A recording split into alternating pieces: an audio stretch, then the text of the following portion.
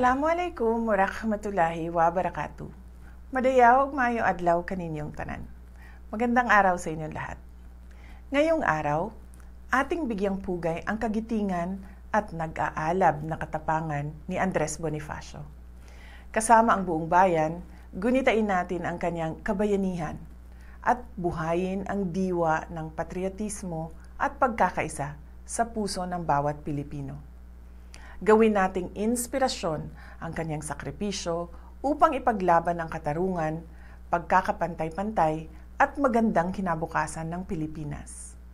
Mahalin natin ang Pilipinas para sa Diyos sa bayan at sa bawat pamilyang Pilipino.